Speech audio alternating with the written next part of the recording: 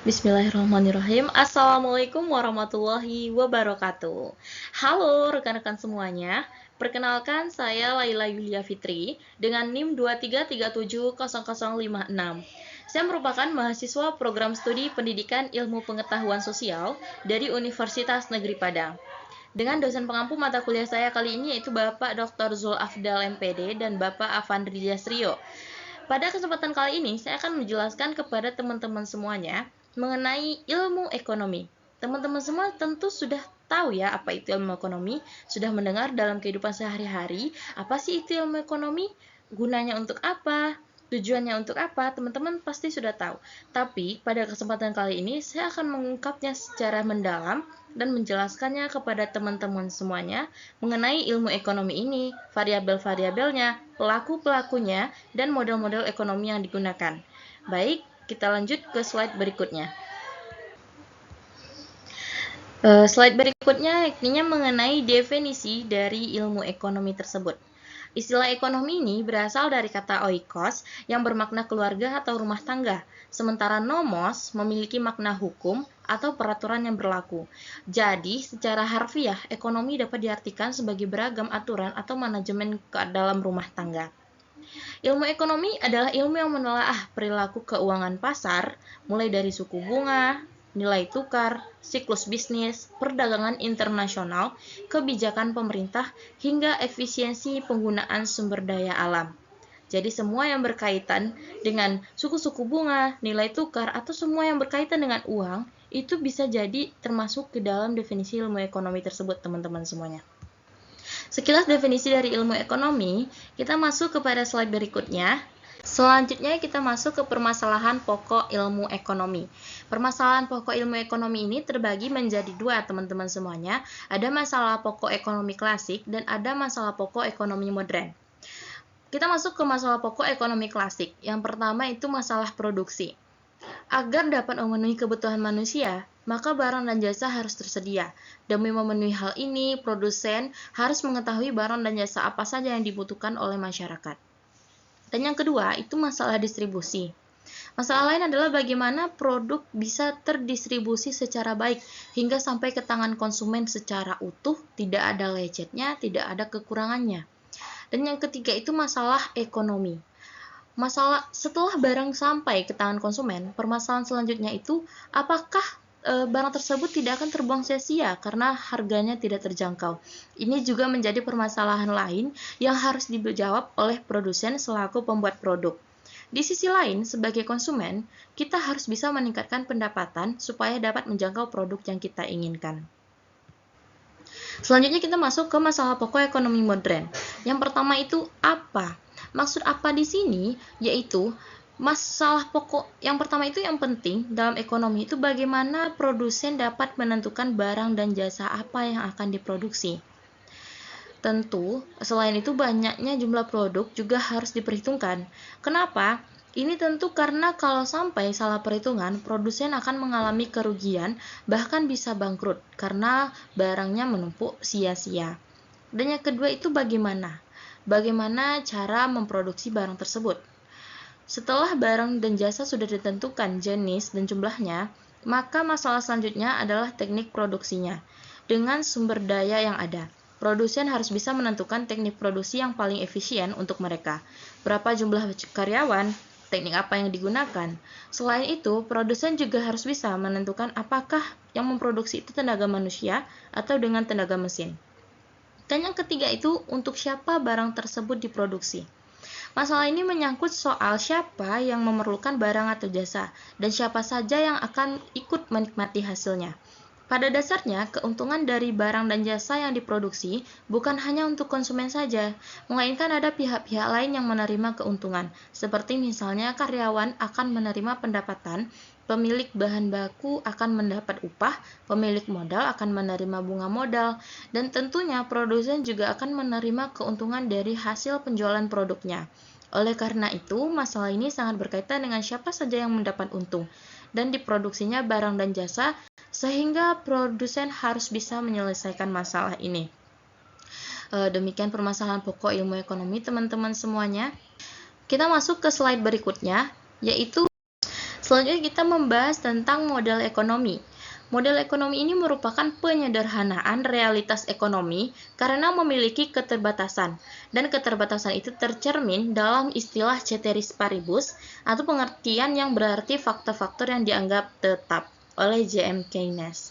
Contoh-contoh model ekonomi ini dapat berupa grafik, tabel, fungsi, dan skema.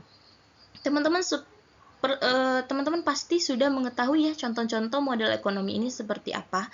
Grafik itu sudah kita pelajari juga di sekolah-sekolah, bentuk tabel, fungsi, dan skema dari model ekonomi tersebut. Slide berikutnya, pembahasan kita selanjutnya ini mengenai variabel dalam ilmu ekonomi. Variabel dalam ilmu ekonomi yang pertama yaitu pertumbuhan ekonomi. Apa sih itu pertumbuhan ekonomi?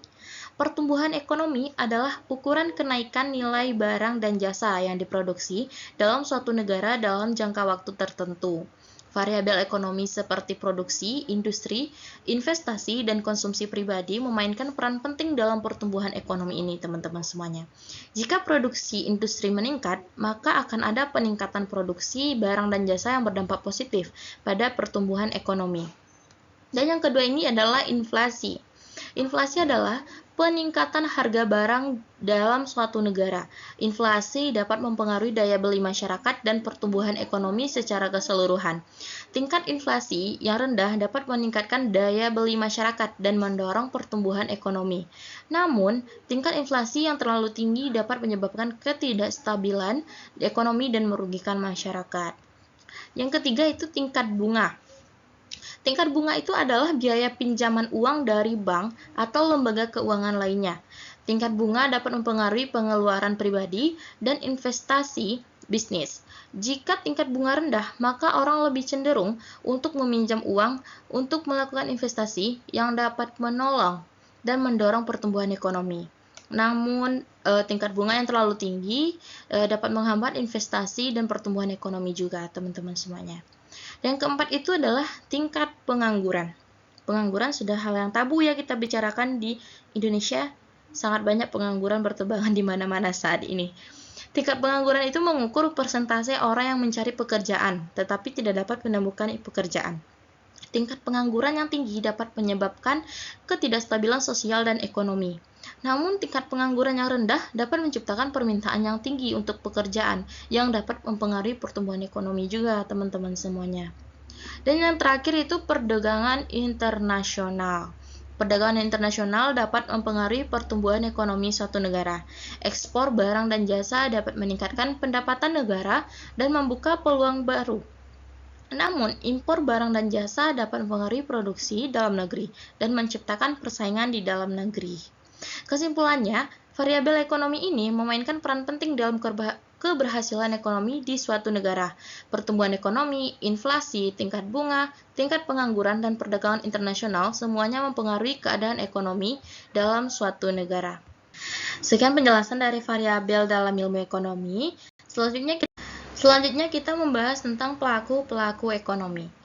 Pelaku ekonomi ini adalah semua yang terlibat atau orang-orang yang terlibat dalam proses ekonomi. Pelaku ekonomi dapat juga diartikan sebagai organisasi ataupun perorangan yang melakukan kegiatan produksi, distribusi, dan konsumsi. Pihak yang melakukan 3 aktivitas ekonomi ini disebut produsen, distributor, dan konsumen. Pelaku ekonomi yang pertama yaitu rumah tangga. Rumah tangga ini adalah pelaku ekonomi dalam ruang lingkup yang kecil, teman-teman semuanya. Namun dari rumah tangga inilah yang kemudian membangun masyarakat luas. Rumah tangga sebagai pelaku ekonomi yang terdiri atas ayah, ibu, anak, dan anggota keluarga lainnya seperti kakek, nenek, dan saudara. Sebagai pelaku ekonomi, dalam hal ini rumah tangga konsumen memiliki 2 peran, yaitu sebagai pelaku produksi dan juga sebagai pelaku konsumsi. Pelaku ekonomi yang kedua yaitu pemerintah. Pelaku ekonomi lain juga memiliki peran sangat penting, yaitu pemerintah. Sebagai salah satu pelaku ekonomi, pemerintah bertugas untuk membuat kebijakan-kebijakan yang menguntungkan bagi perekonomian negara, baik itu produsen, konsumen, maupun distributor. Peran utama pemerintah sebagai pelaku ekonomi adalah mengendalikan perekonomian dengan berbagai kebijakan ekonomi untuk memakmurkan warga negaranya. Pemerintah sebagai regulator atau sebagai pengendali perekonomian sebuah negara antara lain. Yang pertama, membuat kebijakan moneter. Yang kedua, membuat kebijakan fiskal. Dan yang ketiga, membuat kegiatan dengan negara lain seperti impor dan ekspor. Selain itu, pemerintah juga berperan sebagai produsen dan konsumen. Sebagai konsumen, artinya dalam menjalankan tugasnya, pemerintah membutuhkan barang dan jasa. Sebagai produsen, pemerintah turut serta dalam menghasilkan barang dan jasa yang dibutuhkan dalam rangka mewujudkan kemakmuran rakyat yang sebesar-besarnya. Pelaku ekonomi yang ketiga yaitu masyarakat. Masyarakat ini memiliki peran penting, sangat penting dalam kegiatan ekonomi, baik dari sisi produksi, distribusi, maupun konsumsi. Dan yang ketiga itu adalah perusahaan. Perusahaan ini adalah pelaku ekonomi yang berperan sebagai produsen, distributor, sekaligus konsumen. Perusahaan adalah organisasi usaha yang dibentuk untuk menghasilkan barang dan jasa yang dibutuhkan oleh konsumen. Pelaku ekonomi selanjutnya yaitu luar negeri. Tidak hanya di dalam negeri, teman-teman semuanya, negara lain juga memiliki peranan dalam perekonomian sebuah negara. Pasalnya, suatu negara tidak dapat memenuhi kebutuhannya sendiri, sehingga membutuhkan negara lain untuk mencukupi kebutuhannya. Pelaku ekonomi dari luar negeri ini meliputi kegiatan ekspor dan impor, investasi di suatu negara untuk membangun pabrik, pertukaran tenaga kerja, dan memberikan pinjaman kepada negara lain. Yang terakhir yaitu lembaga keuangan. Pelaku ekonomi yang memiliki peran besar adalah lembaga keuangan. Ini adalah pihak yang melakukan kegiatan keuangan, baik bank maupun bukan bank, untuk membantu meningkatkan perekonomian suatu negara. Lembaga keuangan ini menghimpun dana dari masyarakat dalam bentuk produk simpanan dengan memberikan suku bunga deposito kepada masyarakat seperti tabungan berjangka, tabungan sekolah, tabungan haji, deposito, safe deposit box, dan produk-produk tabungan lainnya. Sekian penjelasan mengenai pelaku-pelaku ekonomi. Berikutnya kesimpulan dan saran. Kesimpulannya, ilmu ekonomi sangat penting karena membantu kita memahami bagaimana cara membuat pilihan yang tepat terhadap sumber daya yang terbatas untuk memenuhi kebutuhan manusia yang tidak terbatas. Pertumbuhan ekonomi sangat penting untuk meningkatkan distribusi pendapatan, mempersiapkan perekonomian untuk tahapan kemajuan selanjutnya, menciptakan kesempatan kerja, dan meningkatkan produktivitas. Selanjutnya saran, untuk memahami ilmu ekonomi dengan lebih baik sangat disarankan untuk mempelajari berbagai teori ekonomi dan menerapkan dalam konteks nyata. Selalu update dengan perkembangan terbaru dalam ilmu ekonomi dan terus belajar dari dalam buku-buku dan referensi ekonomi lainnya. Masyarakat perlu lebih kreatif dalam mengembangkan perekonomiannya dan harus mampu membuat keputusan yang tepat dan memanfaatkan kebutuhan yang terbatas tersebut. Selanjutnya, sekian penjelasan saya mengenai ilmu ekonomi. Terima kasih atas perhatian teman-teman semuanya. Dan apabila ada kekurangan, saya mohon maaf. Karena kekurangan itu datangnya dari kita sendiri dan kelebihan itu teman-teman simpan saja. Terima kasih atas perhatiannya. Sampai berjumpa lagi di video berikutnya. See you. Wassalamualaikum warahmatullahi wabarakatuh.